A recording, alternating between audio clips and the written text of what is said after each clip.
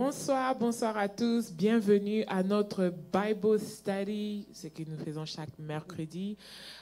What I like to consider notre session therapy, a spiritual therapy que nous devons recevoir ici chaque mercredi. Nous allons continuer le message que l'apôtre prêchait les dimanches. And avant que j'introduise tous les hommes de Dieu, je vais faire un petit summary de ce que nous avons écouté ces dimanches ici. Et puis nous allons entrer dans la prière. And then we're going to continue. Ce dimanche, Apostle a prêché sur The Smell of the Blessing. Et The Smell of the Blessing, il a plus focus sur la vie de Esau et the aspect of what a true blessing is. Et il nous a aussi donné les choses, de choses clés, I can say, right? Comment attirer le blessing et comment même à reconnaître que tu es béni. Il y avait certains versets qu'Apôtre a prêché sur, c'était dans le livre de Genèse, Genèse 27, versets 27 à 30, Genèse 33, 8 à 10, pour ceux qui aiment prendre note, ou bien pour ceux qui n'ont pas pu participer avec nous ce dimanche passé, Genèse 1 à 28, Galates 3, 6 à 8, et puis 13 à 14, Genèse 27, verset 4, Genèse 30, 27, Jean 3, verset 16, et je me rappelle bien, à Jean 3, verset 16, c'était vraiment profond parce qu'il a dit, c'est la raison pourquoi nous tous, nous sommes chrétiens aujourd'hui. C'est la raison pourquoi nous tous, aujourd'hui, nous nous retrouvons en train de servir Christ. Et Luc 19, verset 5, 2 Corinthiens 2, 14 à 16, et puis on a clôturé à la fin avec Genèse 8, 20 à 21, et Genèse 18, verset 17. Donc j'espère que tout le monde a pris note. Ça sera quelques références que nous allons continuer avec aujourd'hui avec l'apôtre. Nous sommes là avec le Dr Moses. Bonsoir Dr Moses. Oui, shalom Madame Luchema. Toujours un plaisir de servir avec vous. Moi également. Man of God. Yeah. Nous sommes là aussi avec Apostle Guy Joseph. Bonsoir Apostle. Shalom, Dieu vous bénisse. Amen. Amen. Et nous allons commencer avec une petite prière. Apostle, si tu peux être béni pour nous cet mercredi. Éternel des armées, nous te disons merci. Merci pour ce moment dans ta présence et dans ta parole. Père, nous voulons te confier tous ceux qui seront présents à nous écouter. Donne à leur oreille spirituelle de comprendre. Donne-nous aussi de dire la vérité, d'annoncer tes oracles avec ta grâce et ta faveur. Seigneur, nous te confions tout ce qui est de la technique et nous prions que ta grâce surabonde afin que ce moment soit un moment riche en connaissances, en partage et en bénédiction. Prends toute la gloire dans le nom de Jésus, j'ai prié. Amen. Amen. Amen. Amen. Apôtre, ce dimanche, tu as changé beaucoup de vies. Je suis sûre que tout le monde qui a suivi ces messages de dimanche, si leur vie n'était pas changée vraiment, ça veut dire que ce sont les enfants du diable. Parce que je ne sais pas. Comment ta vie ne peut pas changer, apôtre? Tu as parlé d'Esau. Et quelque chose que tu as mentionné, Apostle, je vais encore répéter, tu nous as dit qu'il n'y a rien qui peut bénir, qui peut bloquer la bénédiction d'un homme béni.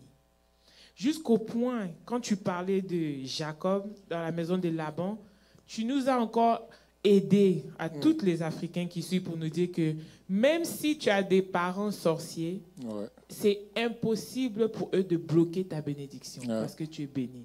Amen. Ça, c'est une délivrance, apôtre, pour toute une nation africaine. Amen. Amen. Parce que nous savons qu'il y a beaucoup de familles qui ont été séparées et divisées à cause de cette notion que leurs bénédictions sont bloquées à cause d'un membre des familles. Tout à fait. Jusqu'au point, apôtre, tu as mentionné, tu dis que Dieu haïssait Esau. Mais non, moi, c'est la partie où, parce que moi aussi, je n'arrive pas à m'en sortir. Dieu, God hated Esau. Mais Esau était plus béni que Jacob. C'est lui qui a reçu la bénédiction. C'est lui qui a reçu la bénédiction. Et quand tu as continué dans ce chemin, apôtre, c'est juste ma résumé, ma note, tu nous as expliqué aussi que Jacob vient, dans verset Genèse, je pense, Genèse 33, où on décrit comment Jacob était béni. Il est béni, personne ne peut s'élever contre lui, rien ne peut s'élever contre lui, apôtre. et puis on dit qu'il sera le maître de tout et tout, tout, tout.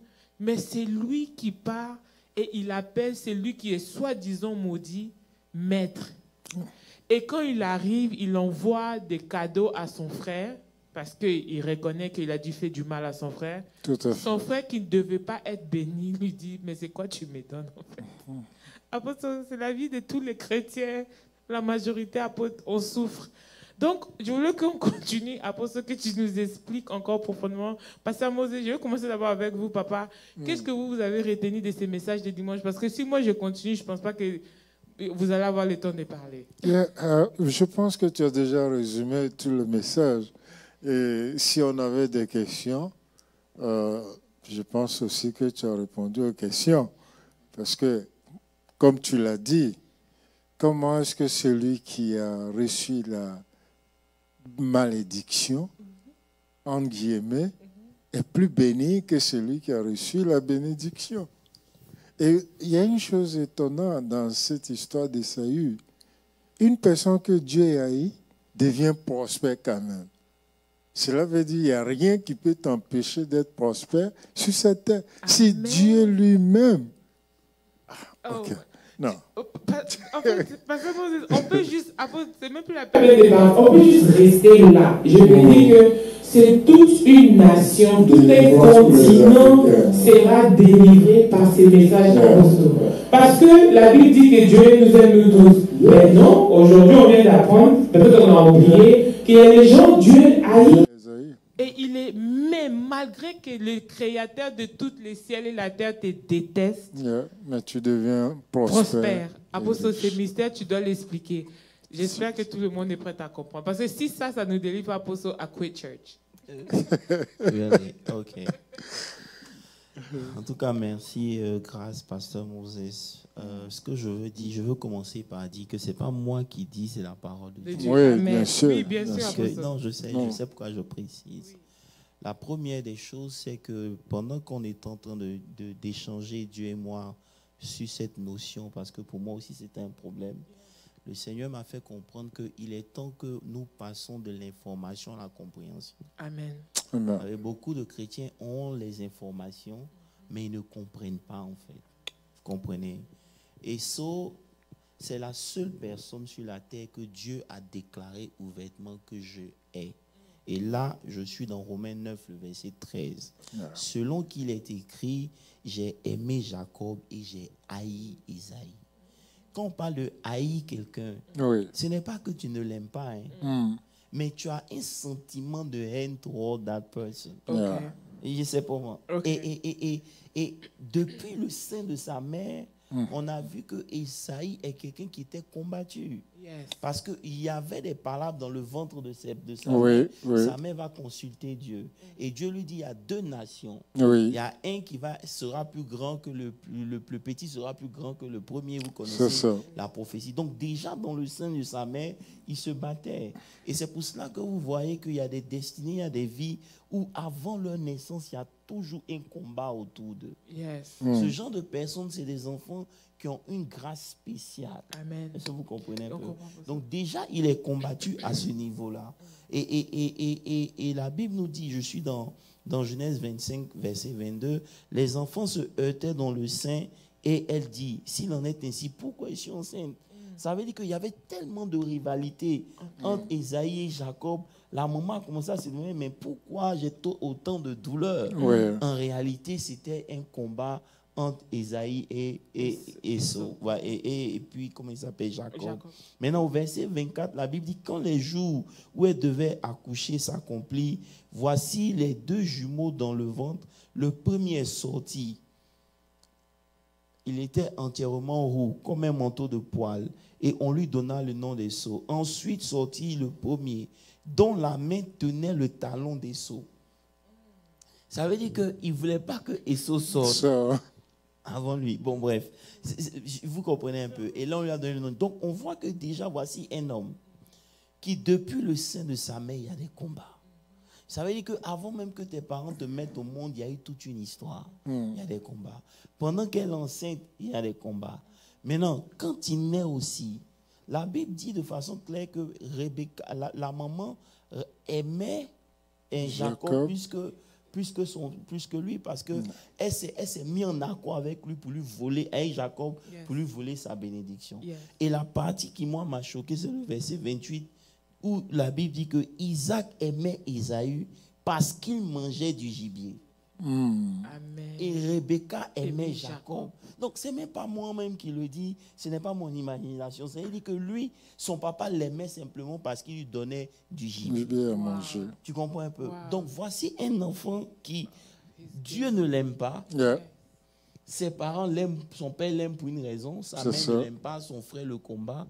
Et il a perdu son droit d'aînesse, il a perdu la bénédiction et il est parti. Vous comprenez un peu?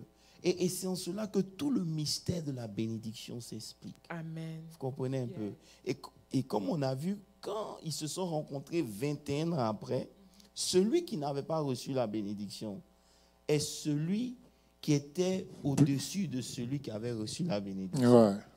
Au point où quand son frère lui emmène l'argent, toute cette richesse, il dit qu'il n'en a pas besoin parce qu'il est dans l'abondance.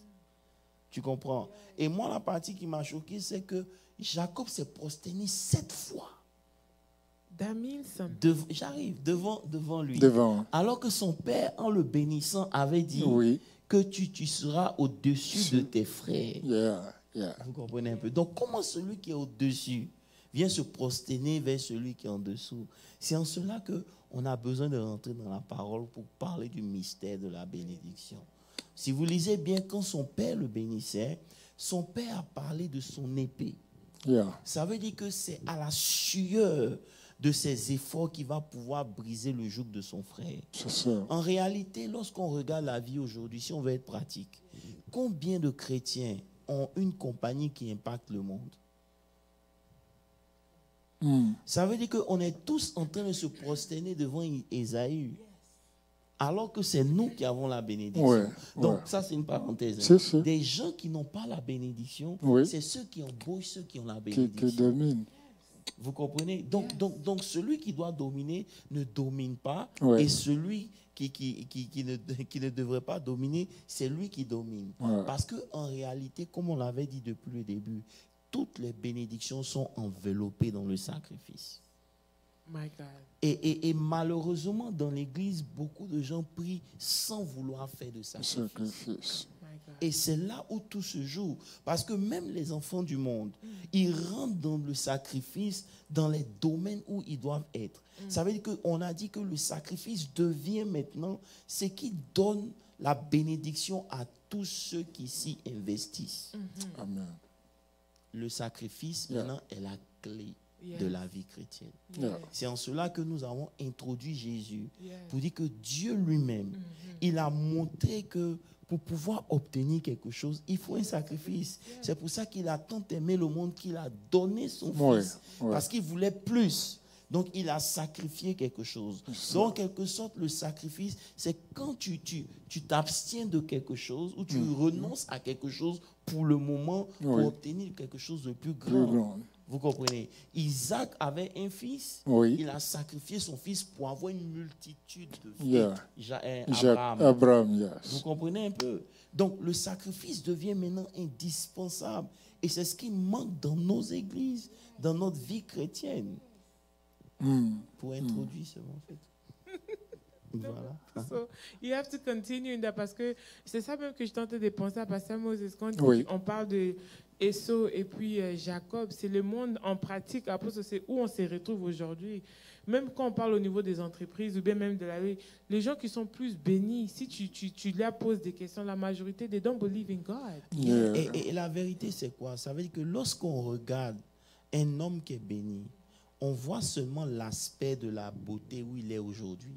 Mais on ne voit pas derrière le sacrifice qui a été engendré. Je ne sais pas si tu me suis un peu. Son parcours. Et c'est pour cela qu'en révélant le mystère de la bénédiction dans Genèse 27, le verset 27, c'est ça, Jacob dit que voici l'odeur de mon fils. Ça veut dire quoi? Je vous explique. Genèse 27, 27. Jacob lui emmène la nourriture. Il sent que c'est la voix de Jacob. Il sait que c'est Jacob. Tu comprends? Donc, il lui dit, approche-toi, Malheureusement pour lui, Jacob avait porté les habits d'Ésaü. Donc, dès que Jacob s'approche de lui, l'odeur d'Isaac vient. Et donc, l'odeur d'Isaac fait que... d'Ésaü. Donc, ça fait que... Il sait que ce n'est pas le gars.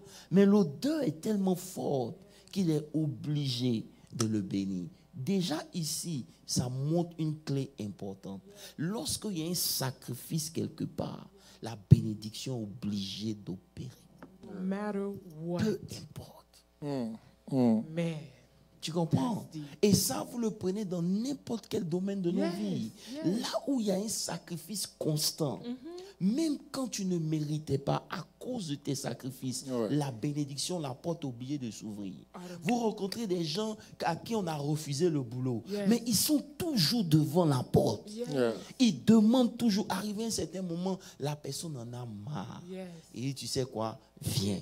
Mais il ne méritait pas, mais il a eu ça à cause de son sacrifice. Vous comprenez un peu?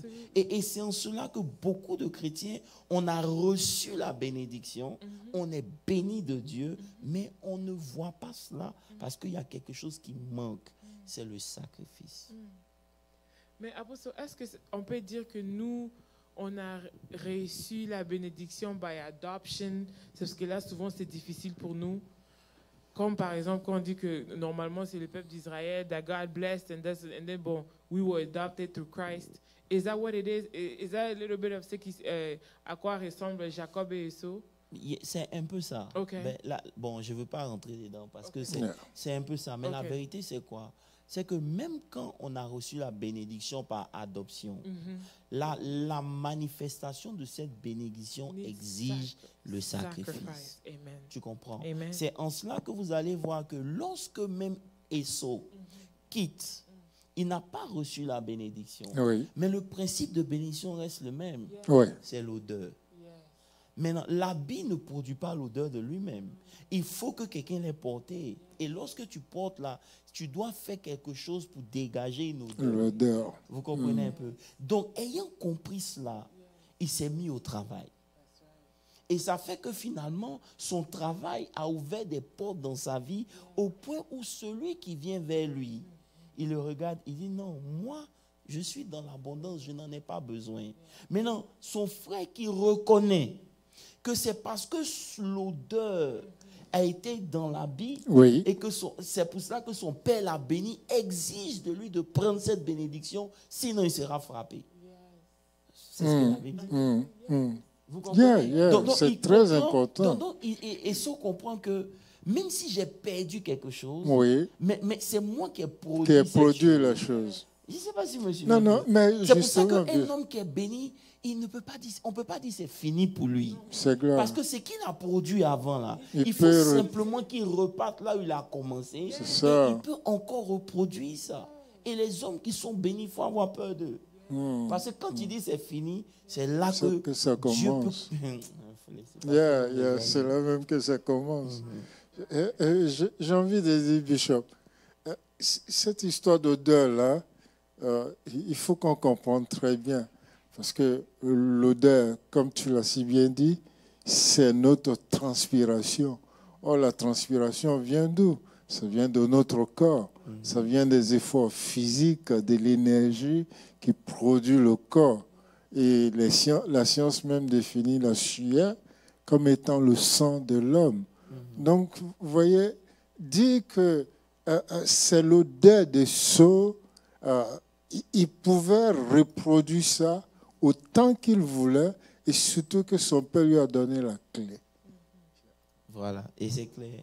Et c'est pour ça que dimanche, on disait que derrière l'odeur, il y a l'identité. Amen. Ça veut dire que le genre d'odeur que tu dégages, en réalité, définit ton identité.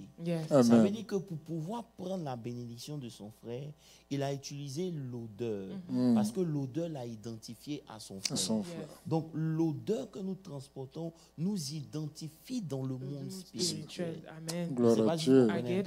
Donc on vient à l'église, tout le monde peut être bien habillé, mais on n'a pas la même odeur. Simplement parce que notre odeur se dégage par le type de sacrifice que nous faisons dans notre marche chrétienne. Yes.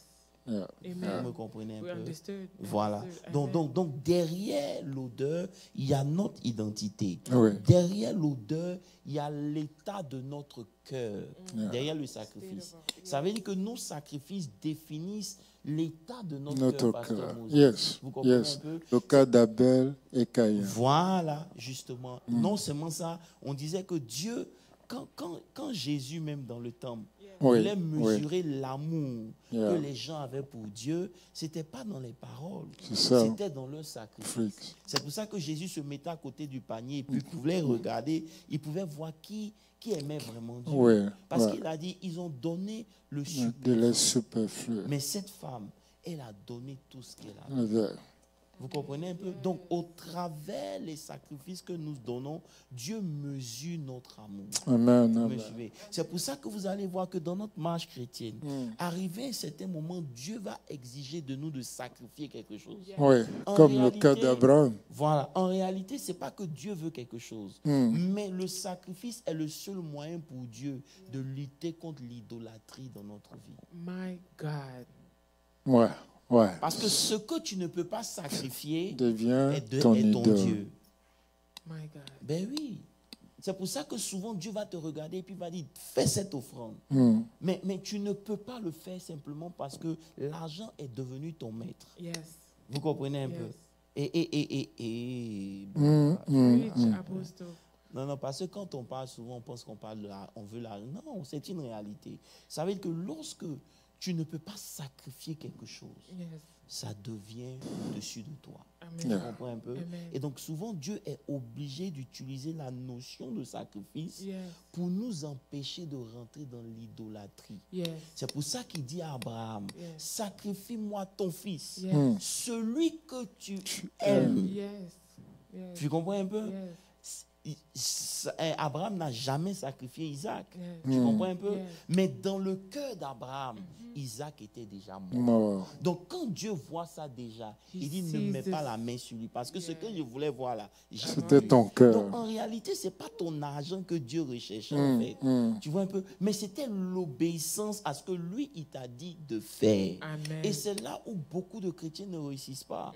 On peut prier. Est-ce que je peux vous dire la vérité? Yes, please. Vous allez voir des gens qui prient. Des prayer warriors. Yeah. They can pray, Pasteur Yes. Moses. Ils peuvent chanter, ils peuvent intercéder. Mais quand Dieu va leur demander de sacrifier, ils ne peuvent pas. Wow. Wow. Yeah. Yeah. Bon, Wow. je vais m'arrêter ici. Non, mais Apostle, this is so powerful. Mais juste pour ouvrir une parenthèse, comme tu dis, Apostle, à propos de. C'est pas notre argent que les gens cherchent. Mais Pasteur Moses, Ouais. les temps du passé, là, la manière que les gens faisaient les sacrifices, on ne peut plus faire ça aujourd'hui. Aujourd'hui, tu ne peux pas prendre ton fils et le ramener dans la montagne. That's attempted murder. Viens dimanche prochain, on va expliquer ça. Amen. Mais, Ooh, mais la good. vérité, c'est quoi? La vérité, c'est que la Bible dit que lorsque vous prenez Hébreux 10, Oui. Hébreux 10, verset 1, je crois, la Bible parle de ça. Où Paul essaie où Paul est en train de nous faire Hébreux comprendre 10, le verset premier. que les choses de l'Ancien Testament, il dit voilà, Ouais. en effet, la loi qui possède une ombre des Shadow of the biens good. à venir To come. et non l'exacte représentation des choses, There you go. ne peut Never jamais, be the same. par les mêmes sacrifices qu'on offre perpétuellement chaque année, emmener les assistants à la perfection. Ça veut dire quoi? Dans l'Ancien Testament, lorsque tu as péché, tu emmenais un animal, n'est-ce pas? Ouais. L'animal montait dans le monde spirituel comme une couverture pour toi pendant 1 an. Après, l'année prochaine encore, Ouais, tu tu devais dois revenir répéter. encore pour répéter le sacrifice. Donc, il dit que ce qui se faisait dans l'Ancien Testament, c'est l'ombre des choses à venir. Ça fait partie même de mon message dimanche prochain. C'est l'ombre des choses à venir. Maintenant, au verset 2, il dit que, rapidement, il dit, autrement, n'aurait-on pas cessé de les offrir parce que ceux qui rendent ce culte étaient, une fois purifiés, n'aurait plus aucune conscience du péché, verset 3. Ça veut dire qu'on allait continuer de faire, mais le souvenir du péché est renouvelé chaque année par ces sacrifices. Donc chaque année, on devait faire des sacrifices. Et il continue pour dire rapidement, on lit rapidement, car il est impossible que le sang des taureaux et des boucs ôte les péchés. Verset suivant, c'est pourquoi Christ, maintenant. Tu comprends? Ça veut dire que Christ, il n'est pas venu pour juste être le Fils de Dieu, il est venu pour être un sacrifice. Ouais. Je ne sais Oui. pas si vous comprenez. C'est. Ça devient dangereux. Yeah. Parce qu'il dit, c'est pourquoi en rentrant dans ce monde, tu n'as voulu ni sacrifice ni offrande, mais tu m'as formé un corps. Ça veut dire que les offrandes des bœufs, là, ce n'était pas assez suffisant pour pouvoir régler le problème à jamais. Et comme Dieu voyait qu'on allait arriver dans ces temps-là, où on ne peut pas se promener dans l'église et les moutons tous les jours, il fallait que Dieu prévoie quelque chose. Donc Dieu, maintenant, qu'est-ce qu'il fait? Il donne un corps à Jésus. Et Jésus devient le sacrifice ultime. Tu comprends un peu? C'est pour ça que nous qui venons en Christ, notre vie doit être une vie de sacrifice. Parce que Jésus est celui-là qui nous a fait entrer dans l'alliance de Dieu. Oui. C'est à cause du nom de Jésus que Dieu ne regarde pas nos fautes. Donc, parce qu'on est rentré par Jésus, on doit faire comme Jésus. Dans le Nouveau Testament, les sacrifices sont plus difficiles. Et Bishop, juste pour compléter ce que tu viens de dire, tu as cité Romains 12, 1 la dernière fois. Et c'est pour ça que Paul dit que Romains 1, 12, verset 1. Je vous conjure par... Mais attends, lisons encore. Mets le verset 6, pardon. 6. Also, I never knew this existed in the Bible. Like, Tu n'as agréé ni holocauste ni sacrifice pour le péché. Verset 7. Alors j'ai dit, voici, je viens dans le rouleau du livre, car il est question... C'est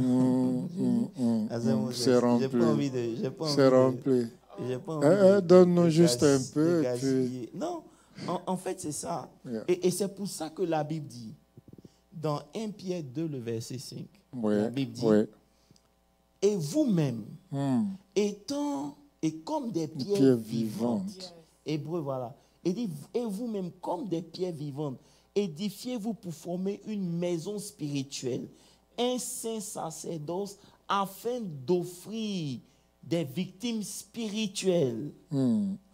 To offer up spiritual sacrifice acceptable to God through Jesus Christ. Ça veut dire, quand tu lis Apocalypse 5, il dit qu'il a fait de nous un peuple de sacrificateurs. Apocalypse 5, si je dis que je suis dans un club de millionnaires, qu'est-ce qui nous identifie? Millions. Si je suis dans l'armée, qu'est-ce qui m'identifie? Votre uniforme. Donc, s'il dit qu'il a fait de nous un peuple de sacrificateurs, ça c'est Apocalypse 5, verset 11 et 12. Et ça veut dire que ce qui nous identifie en tant que sacrificateurs ou priests, c'est les offrandes, les holocaustes. Tu comprends un peu? Donc, passez au verset 12. Lorsque nous ne... Je te parle grâce. Non. I just never knew that these Bibles existed. I've never read my Bible. I didn't know this was in the Bible. I didn't know. Bon, ça nous amène à relire et à méditer, justement. Et dans un esprit de prière. Et là, toutes ces choses qui sont dites seront plus claires. Et s'il a fait de nous un peuple de sacrificateurs pour son Dieu, ce qui nous identifie, c'est le sacrifice. Absolument. Donc, lorsque un enfant de Dieu n'est plus en train de faire des sacrifices, il n'est pas en train d'obéir à Dieu. Maintenant, les sacrifices que Dieu nous demande dans la nouvelle alliance, ce n'est pas le sacrifice des agneaux, c'est d'autres sacrifices qu'on appelle comme on a vu de l'autre côté, c'est des sacrifices spirituels. On reviendra dessus, je n'ai pas envie de toucher ça. Wow. Tu comprends? Donc, à aucun moment de nos vies, le sacrifice s'arrête. Le sacrifice est le commencement de la Bible et c'est la fin de la Bible. Wow. Vous comprenez? Wow. Le sacrifice est tellement puissant. Yes. Vous savez, Dieu dit à Moïse que l'ange de la mort va frapper l'Égypte. Tu comprends un peu?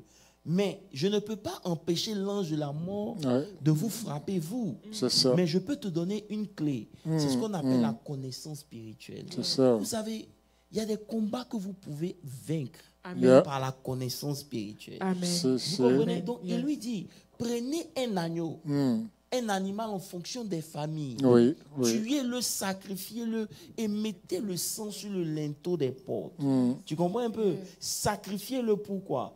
Quand l'ange de la mort va venir et qu'il va voir le sang, il va penser que vous, vos premiers-nés sont déjà morts. Yeah. Wow.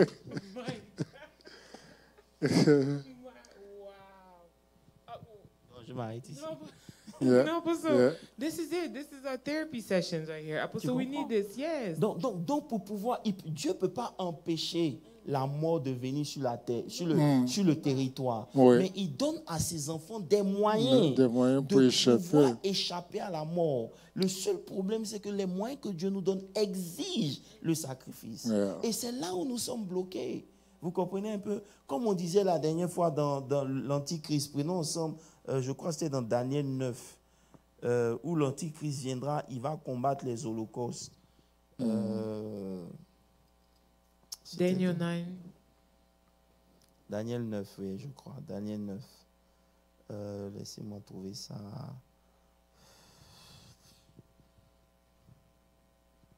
J'avais noté ça quelque part rapidement. Ouais. Hein.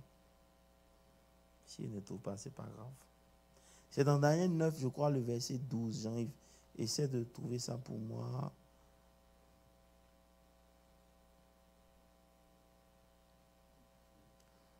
C'est nous qui avons mal fait de séparer le sacrifice avec l'argent. On s'est dit non, que oui, non, vous avez donné gratuitement. Yeah. Il n'y a rien qui est gratuit. Nothing, Apostle. Même le salut, ça nous a Absolutely coûté la vie. A coûté la vie de Jésus-Christ de Absolutely, Nazareth. absolutely, Tu Apostle. comprends un peu? Mais c'est ça que d'autres religions pratiquent, Apostle. Justement. Une vie de sacrifice. Par exemple, comme je donne juste un exemple, je ne sais pas si ça va avec le musulman ne boit pas. It's a life of sacrifice. They prevent themselves. They don't eat pork. I feel as if they do it constantly. Et voilà pourquoi, bon, they seem to look as if they're mostly blessed. Ou bien les Juifs. Yeah. C'est pas le chapitre. Bon, je vais trouver ça. C'est dans mon test ici. C'est pas le... Daniel, combien? You say what? 7, 25. Daniel 7, 25. 725. On dit que quand l'Antichrist va venir, il va combattre l'offrande et le sacrifice. Bon, on va trouver ça. C'est dans mon texte, mais c'est pas où j'ai mis ça. Bizarrement, je cherche à vous donner ça. L'ennemi ne veut pas. Bon, bref, on n'a pas assez de temps. Rentrons dans le truc. Il prononcera des paroles contre le Tout-Puissant, les saints pendant un temps. Non, j'ai dit Daniel 9. Je sais que c'est dans Daniel 9. Le temps que Jean trouve ça pour moi, j'aimerais préciser quelque chose. Vous avez vu combien, dimanche dernier, on a parlé de Marthe, de Marie. Oui. Comment Jésus et Lazare, elle se passe au musée. Oui. Tu vous rappelles? C'est ça. Because she was busy. Ça veut dire que le sacrifice nous différencie dans notre relation avec Dieu. Avec Dieu. Yes. Vous comprenez? Yeah. Le sacrifice est tellement important que beaucoup de chrétiens qui veulent être bénis, ils doivent passer par là. Amen. Donc c'est pas... Moi, je me rappelle encore l'illustration que tu as faite. Marthe vient, il ne demande pas où l'avez-vous mis. Et quand Marie vient à son tour, elle ne se contente pas de dire Maître, mais elle se jette aux pieds de Jésus.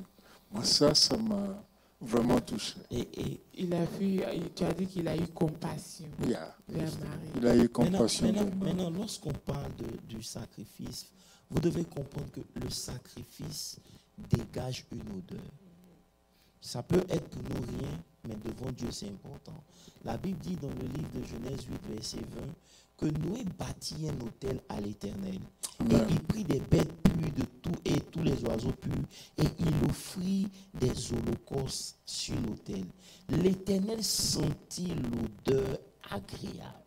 Amen. Tu comprends? Yes. Et l'Éternel dit en son cœur, je ne maudirai plus la terre.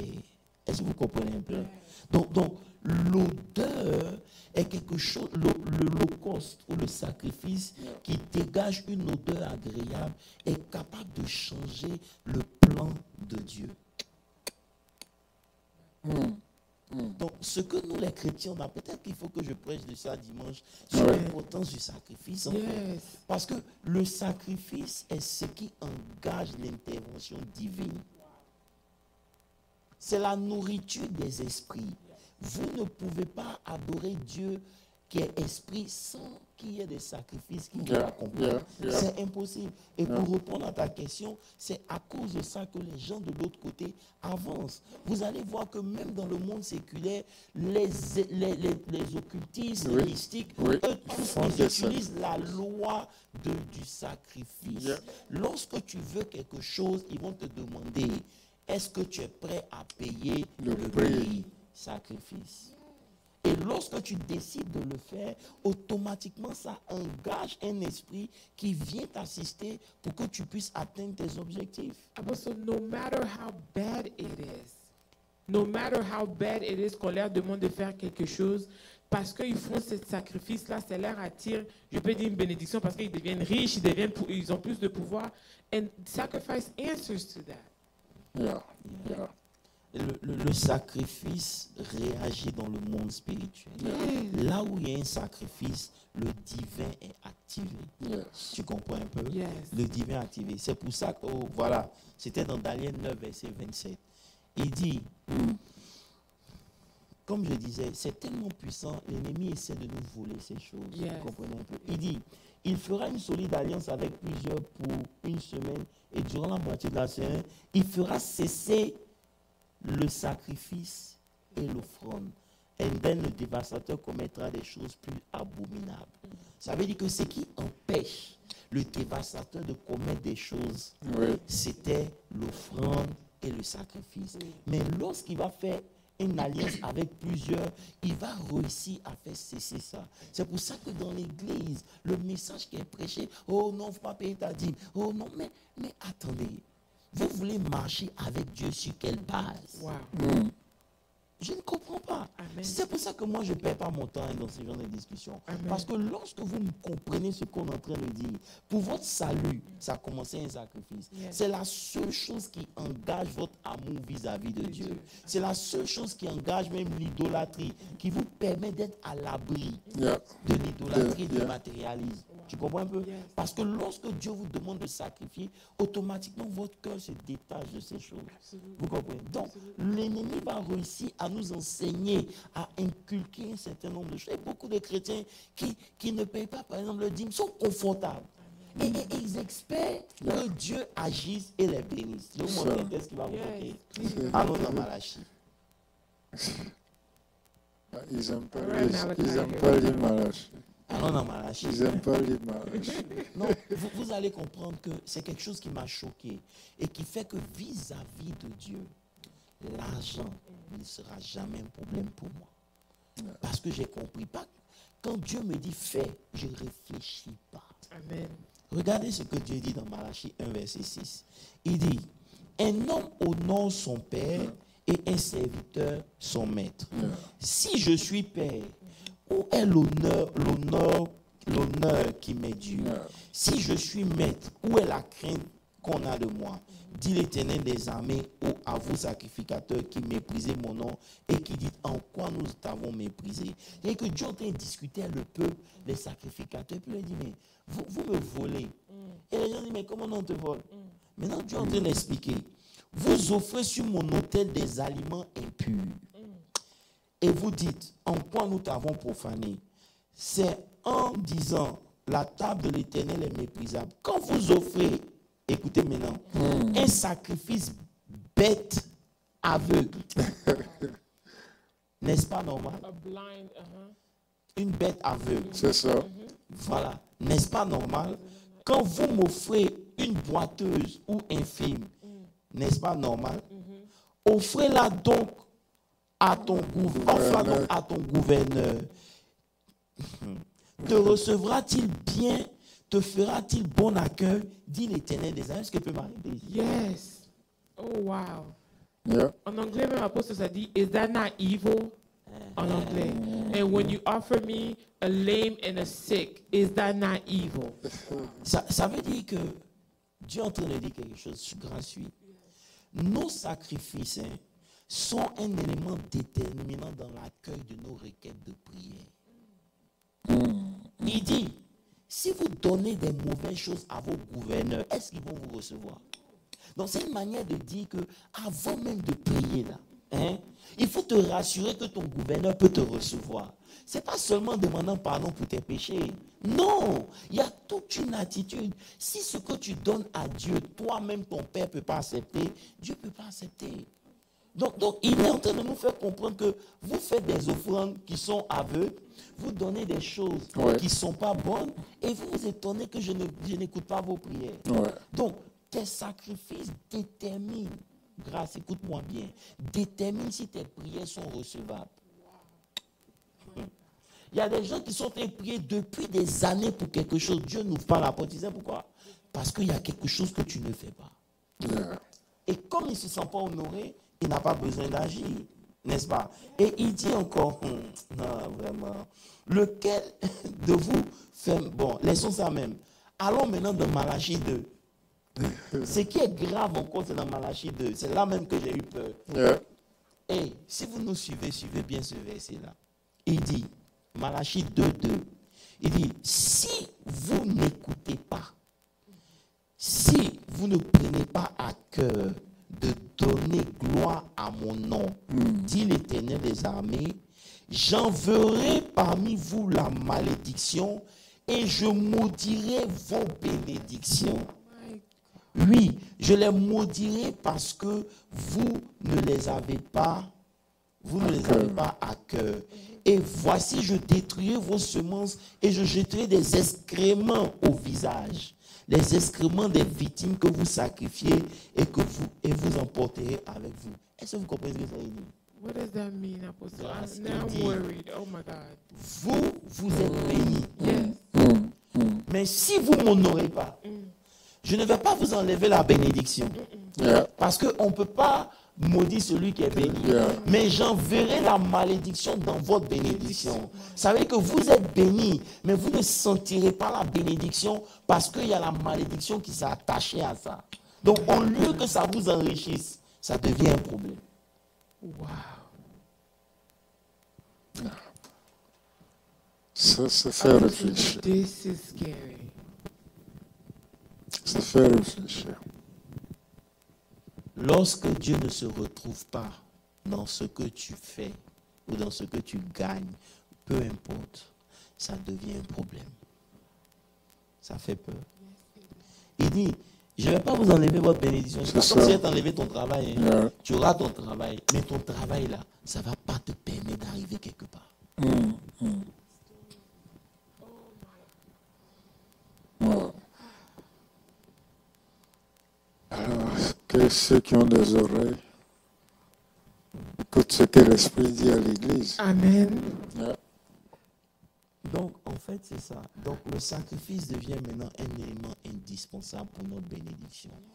Et Saul a compris, malgré que Dieu était contre lui, et Saul s'est sacrifié. Ouais. Par la sueur par son sacrifice, ça produit la sueur, ça produit une odeur.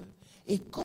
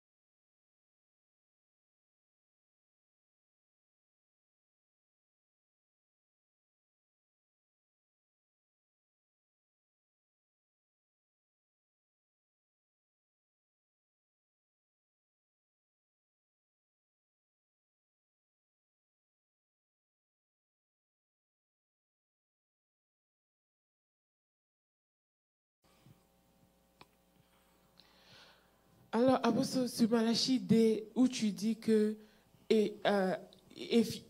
en anglais, on dit, if you will not hear and you will not take it to heart, to give glory to my name, says the Lord of hosts, I will send a curse upon you and I will curse your blessings. Apostle, I will curse your blessings. Mais ça veut dire que Dieu ne va pas t'enlever ta bénédiction. Non, non. Mais la bénédiction va se faire suivre de chagrin. Yeah. Simplement parce que Dieu vient maintenant emmener la malédiction. Tu sais qu'on est béni de Dieu. Donc Dieu ne peut pas nous maudire. Non. C'est pour ça que même quand Adam a péché, parce que Dieu l'avait béni, il ne l'a pas maudit, mais il a maudit le sol. Yes. Tu comprends un peu? Donc qu'est-ce qui va se passer? On est béni, mais nos bénédictions ne sont pas vues. Parce que Dieu a envoyé la malédiction simplement parce qu'on ne l'a pas honoré dans notre manière de lui donner. C'est pour ça que c'est mieux de ne pas donner à Dieu que de donner juste du superflu. C'est dangereux. Tu comprends? Et on est frappé par les lois divines. Tu comprends un peu? Vous savez, Il y a personne qui peut t'aider à vous savez, Dieu dit à Adam, hein, si tu manges, tu Oui. mourras. Ça veut dire que la conséquence était déjà là. Dieu n'attendait pas que tu pêches d'abord. Oui, oui. C'est comme la loi. Si on te dit de ne pas dépasser 70 Oui. et que tu as dépassé 70, c'est pas maintenant, ils vont aller chercher qu'est-ce qu'ils vont faire pour Non, te non, punir. non. Il y a des choses qui sont déjà établies, qui sont déjà là. Donc, lorsque un enfant de Dieu qui est béni n'honore pas Dieu avec ces choses-là, Oui. il est frappé directement par ces lois-là.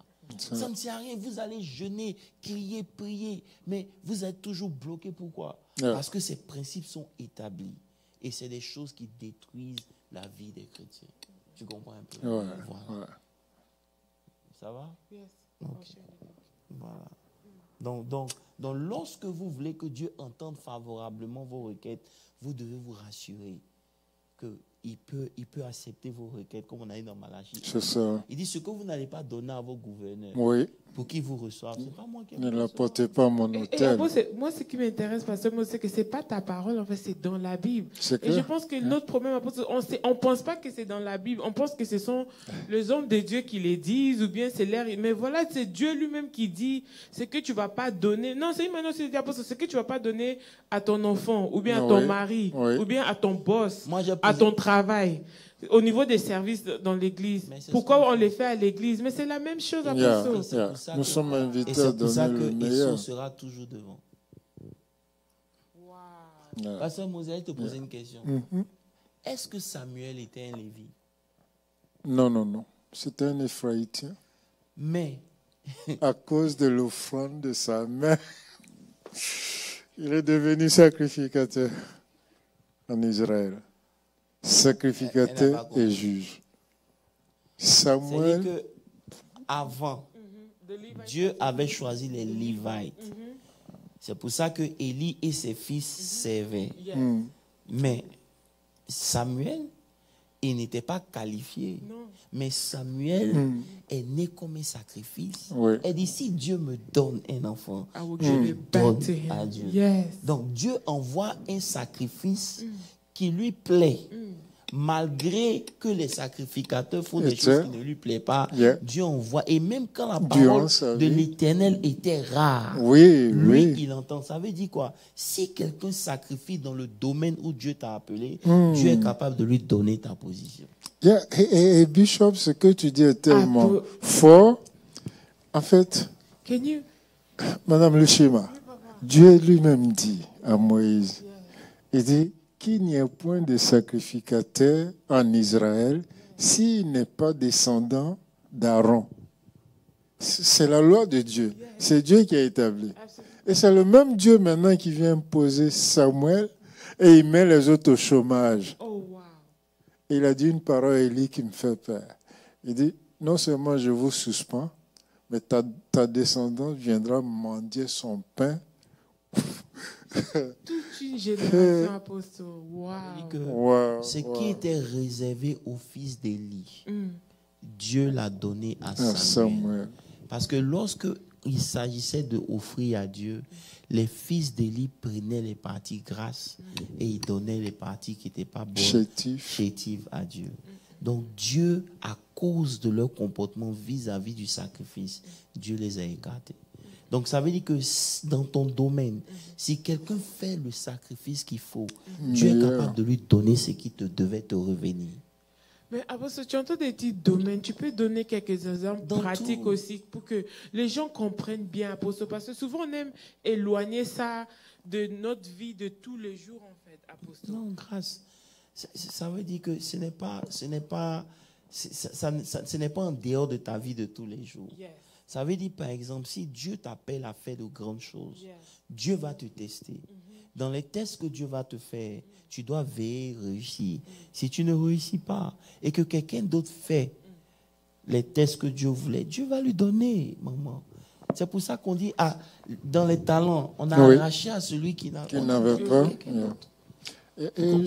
Même le peu qu'il avait. Donc lui, et rappelle-toi, Samuel n'était pas lévite, mais il était un sacrifice. Oui. Et c'est ce pourquoi Dieu nous appelle à devenir des sacrifices vivants. Romains 12, 1.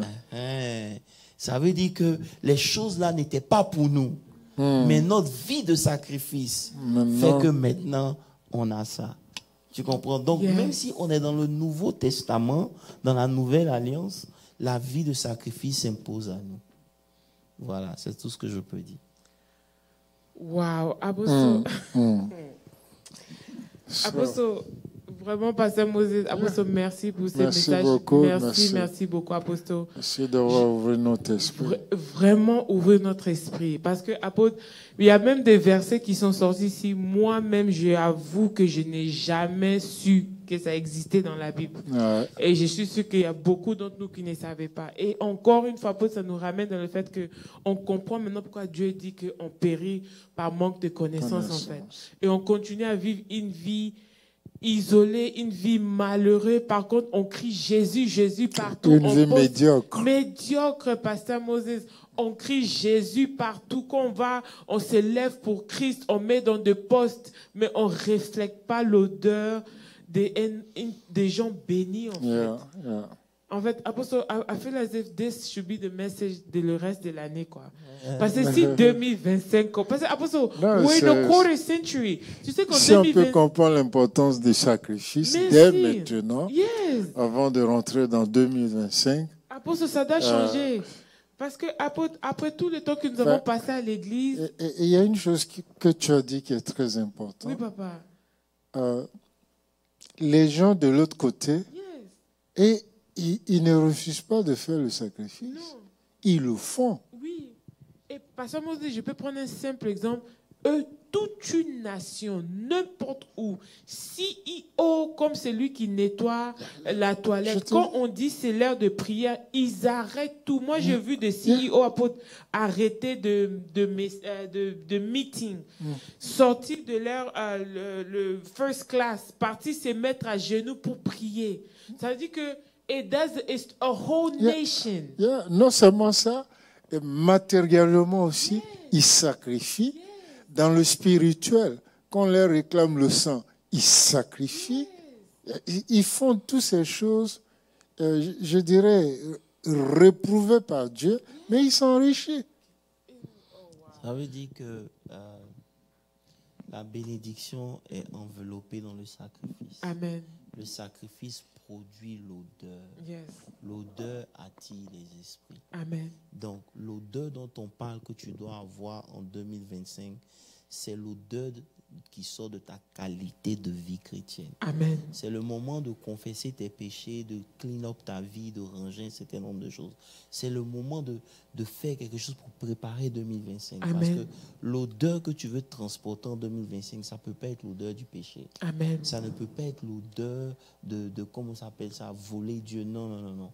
Tu dois corriger toutes ces choses. Amen. C'est pour ça que Élie, il restaure d'abord l'autel avec les pierres, qui représentaient les 12 pierres, les 12 tribus d'Israël. Et il met le sacrifice et maintenant il verse l'eau pour purifier. Amen. Tu comprends? Parce que ton sacrifice doit être purifié. Yes. Les choses que tu donnes à Dieu doivent être purifiées. Amen. Le temps que tu donnes à Dieu doit être de qualité. Amen. Tu comprends un peu? Amen. Voilà. Ça veut dire que c'est ta qualité de vie que tu mènes, Amen. la qualité de ton cœur. Yes. Parce que beaucoup de gens imaginent qu'ils peuvent se mettre devant Dieu, mais leur cœur n'est pas right. C'est-à-dire que tu ne peux pas être dans la haine et puis être de Dieu. C'est impossible. La Bible dit que celui qui hait son frère est dans les ténèbres. Wow. Donc tu n'as même pas besoin même du diable. Yeah. La position de ton cœur te qualifie pour être dans les ténèbres ou pour être dans la lumière. Absolument. C'est pour ça que peu importe ce qui arrive, il faut toujours avoir un cœur pardonnant. Et puis voilà. Parce que c'est la disposition de ton cœur qualifie l'odeur que tu dégages. Which is also a sacrifice. Justement, voilà. Et la qualité des sacrifices que nous offrons à Dieu. Tu ne peux pas offrir à Dieu ce... Bon, comme j'ai le temps aujourd'hui, je vais le faire. Non. Ce n'est pas une question d'avoir le temps aujourd'hui. C'est une question de le faire tout le temps quand Ça Dieu te le demande. Un mode de vie. C'est tout. Tu vois un peu? C'est la seule chose qui peut faire changer d'avis Dieu concernant ta situation. Et c'est la seule chose aussi qu'on ne fait pas. Le sacrifice devient maintenant le lieu de rendez-vous où les esprits et les hommes se rencontrent. Dieu ne va pas venir te rencontrer n'importe où. Non. Mais Dieu a prévu un endroit de te rencontrer. C'est toujours Le lieu du sacrifice. My God. C'est pour ça que Élie, comprenant ces choses, il a d'abord restauré l'autel des 12 pierres. Ouais. Il a maintenant mis quelque chose dessus. Oui. Tu comprends un peu? Et maintenant, il a versé pour que ce soit pur. Et maintenant, à l'heure de l'offrande, à l'heure du sacrifice, Dieu est venu. Dieu ne résiste pas à l'odeur du sacrifice. Gloire à Dieu. C'est pour ça que Esau, ayant compris ça, il a travaillé pour dégager une odeur. Parce que son père a dit, voici l'odeur de mon fils est comme l'odeur qu'un champ que l'Éternel a béni.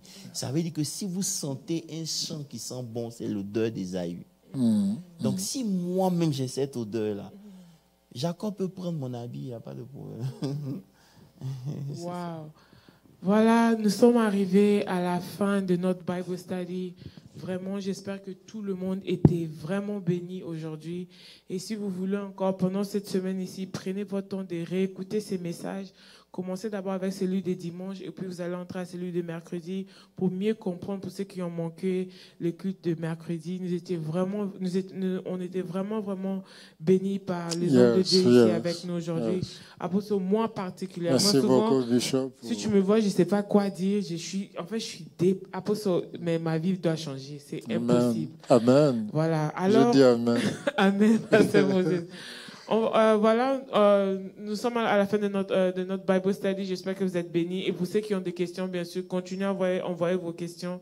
N'attendez pas seulement jusqu'à mercredi pour envoyer vos questions. Comme nous sommes dans une série de prédications, on peut prendre des questions pendant la semaine et on peut aussi poser ces questions-là à l'apôtre le mercredi et Pasteur Moses le mercredi prochain pour avoir des réponses que nous voulons. Pour le programme de notre semaine qui sont d'habitude, comme nous sommes dans toutes les réseaux sociaux. Follow us à YouTube. Nous sommes sur Instagram et Facebook aussi. Alors, l'équipe média is doing such a great job à récapituler le message que nous écoutons avec des posts dans le monde que nous sommes aujourd'hui. Les réseaux sociaux, c'est ce qui marche. Donc, je vous en prie, tout le monde, partagez, commentez, même un petit commentaire dans Instagram, à Facebook. Ça pousse nos posts pour envoyer d'autres personnes aussi à avoir cet avantage d'écouter ces messages. Et c'est aussi un sacrifice que tu peux faire pour ton église et ses ministères. Amen. Nous sommes là aussi ici chaque vendredi à 19h30. Venez, nous allons prendre aussi le temps de prière. Pendant que nous écoutons la parole de Dieu, nous voulons aussi prier avec vous. Donc, on vous attend ici chaque vendredi à 19h30. Et aussi dimanche, notre culte d'action de grâce. C'est là où souvent ça commence et puis on continue avec jusqu'à mercredi. Amen. Comme je vous dis toujours, chaque mercredi, n'attendez pas jusqu'à mercredi pour faire le sacrifice de vos offrandes et vos dîmes. Vous pouvez aussi faire votre dîme et votre offrande. C'est mercredi, jeudi, vendredi. Donc, tous les jours de la semaine, c'est disponible pour vous, no matter when you get paid. So, make sure tu utilises ta sueur, ton sang pour faire le sacrifice pour le Seigneur. Amen. Au nom de Jésus. Voilà. Alors, avec ça, le département des enfants aussi, ils ont fundraising pour la fin de l'année. N'oubliez pas aussi à soutenir le département des enfants aussi. Et avec ça, nous allons demander à Pasteur Moses, s'il te plaît, Pasteur Moses, si vous pouvez clôturer cette prière, cette mercredi Bible Study pour nous, avant que nous disions au revoir à tout le monde. Bien. Seigneur, nous voulons te dire merci parce que tu es l'exemple typique du sacrifice. Tu es venu sur cette terre, tu t'es sacrifié pour nous rapprocher de Dieu, pour faire de nous des enfants. Merci pour ce grand sacrifice. La Bible pouvait dire, des riches que tu t'es fait pauvre afin de nous enrichir. Merci Seigneur. Tout ce qui vient dans mon cœur, c'est juste te dire merci pour ce grand sacrifice. Enseigne-nous Seigneur à suivre ta voie, à t'imiter et à devenir également un sacrifice vivant pour notre génération.